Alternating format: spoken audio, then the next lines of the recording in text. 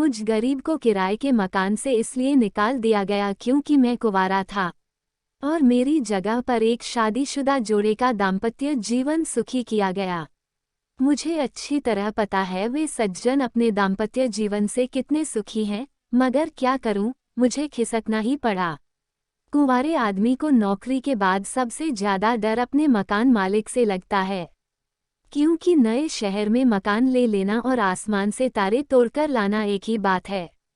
मकान मालिक और किराएदार के संबंधों के बारे में अगर मैं बताना शुरू करूं तो संभव है महीनों लग जाएं और फिर भी दास्तान अधूरी ही रह जाए। मेरा पुराना मकान मालिक बड़ा सज्जन व्यक्ति था। उसको केवल इस बात पर एतराज था कि मेरे यहाँ आने वाले मेहमान हाजत का इंतजाम अन्यत्र क्यों नहीं करते।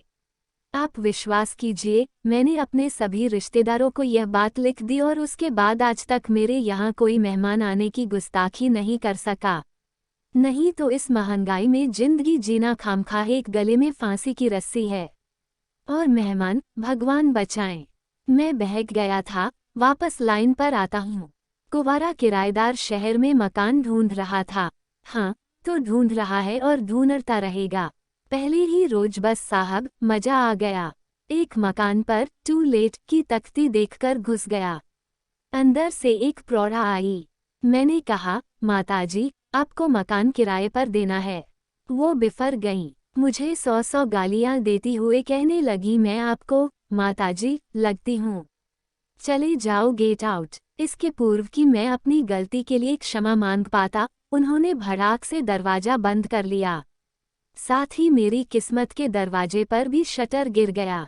मैंने एक और दरवाजा खटखटाया। वहां से एक प्रौढ़ बाहर आए। मैंने कहा, आप मकान दिखाइएगा। वे बोले, मकान देखने से पहले आप यह बताइए कि आप शादीशुदा हैं।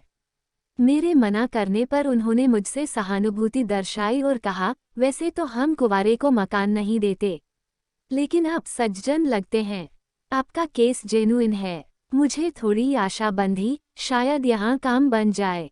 उन्होंने कमरा दिखाते हुए कहा, आप इधर चौक में नहीं घूमेंगे, उधर छत पर नहीं जा सकेंगे। खिड़की बंद रखिएगा। रात के 10 बजे तक आ जाएगा या फिर बाहर सोइएगा। फिर उन्होंने पूछा, आप करते क्या हैं? जी, पढ़ाता और लिखता हूँ। क्या आप कवि हैं? मैं समझ गया। अब शामत आई। मैंने कहा, जी नहीं, केवल पत्रकारिता करता हूँ। वे थोड़े आश्वस्त हुए, मगर अभी उनके चेहरे पर शक की छाया थी। मैंने शक दूर करने के लिए उन्होंने सिगरेट पेश की। मुफ्त की सिगरेट ने अपना कमाल दिखाया। वे बोल उठे, आप लेखक हैं और कुंवारे हैं, अतः आपको 6 माह का किराया अग्रिम देना होगा। मैं किराया देने के लिए तैयार होने लगा, मगर त्रिशंकु की तरह आसमान में ही लटक गया, क्योंकि मकान मालकिन आवाज सुनकर बाहर आई और हमारे फटे में टांग अड़ाने लगी। हमें अपना मकान किसी घर गृहस्थी वाले को देना है। मेरी अनुनय विनय से वह कुछ पिघली, आपके पास ज्यादा सामान तो नहीं है?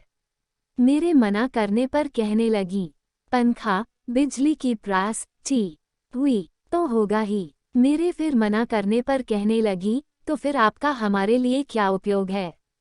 पहले वाले किराएदार के पास गाड़ी, फ्रिज, टी हुई सब था। हमारी बेबी तो अक्सर उधर ही रहती थी।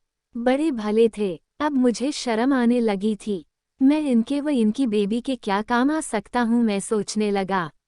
अचानक मुझे याद आया, आपकी बेबी तो पढ़ती होगी। हाँ, 3 साल से बीए में पढ़ रही है। बड़ी इंटेलिजेंट है, मगर पता नहीं कैसे हर बार 1-2 नंबर से रह जाती है। तो अगर आप मुनासिब समझे तो मैं बेबी को पढ़ा दिया करूँगा। वे बड़ी खुश हुई। हाँ, मुझे मास्टर की जरूरत भी थी। मुफ्त का मास्टर व दुगुना किराया पाकर वे लोग बड़े खुश हुए। जंगल की आग की तरह यह खबर कॉलोनी में फैल गई कि एक कुंवारे आदमी को गुप्ताजी ने किराएदार का दर्जा दे दिया है।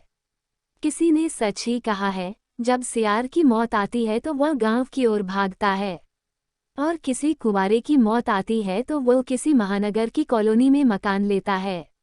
एक तो लेखक और दूसरे कुंवारा, यानी करेला और नीम चढ़ा। जिधर से भी मैं निकलता, खटाखट खिड़कियां बंद हो जाती। आई होल से नयन बाण मेरे ओर फेंके जाते।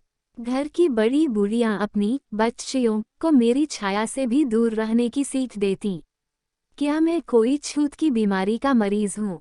शाम को अगर बाहर निकल जाता तो लोग मुझे ऐसे देखते जैसे अजायब से कोई खतरनाक जंतु निकलकर सीधा उन्हीं के यहाँ आ गया हो। मोहल्ले के शोहदे और जवान लड़कियां धीरे धीरे मुझे देखकर व्यंग्य मुस्कान फेंकने लगी। शुरू शुरू में तो समझ नहीं पाया, मगर एक रोज ये शब्द कान में पड़े, गुप्ताजी को मुफ्त का मास्टर और घर अजमाई मिल गया लगता है। मेरी आंखें खुली तो ये बात है, लोग मुझे क्यों जंतु समझने लगे थे। मैं बेबी को पढ़ाते पढ़ाते क्या से क्या समझ लिया गया था। मुझे लगा अब ये मकान भी हाथ से जाने वाला है। दूसरे दिन सवेरे सवेरे मेरे कमरे में पड़ोस से एक देवीजी आई और कालिदास की रसभरी कविता समझाने का आग्रह करने लगी। मैं बचना चाहता था, लेकिन वे कालिदास के मार्फत पद्माकर व बिहारी पर से होती हुए गिरिजा कुमार माथुर तक गईं। अब मेरी सिट्टी पिट्टी गुम होने लगी थी, क्योंकि अगर इसी गति से प्रगति हुई तो सिर के बाल समाप्त होने में देर नहीं। मैं सोच में पड़ गया। मैंने एक दिन अचानक यूं ही मकान मालिक के कमरे की तरफ का दरवाजा खोल ही दिया। बस क्या था, मकान, कॉलोनी और मोहल्ले भर में तूफान आ गया। मुझे बदमाश, लुच्चा और न जाने क्या क्या कहा जाने लगा। बड़ी मुश्किल से अपना 15 दिन का किराया खोकर दूसरी जगह मकान के चक्कर में चल दिया। अगर आपको कहानी पसंद आई हो तो प्लीज़ वीडियो को लाइक और चैनल को सब्सक्राइब जरूर करें।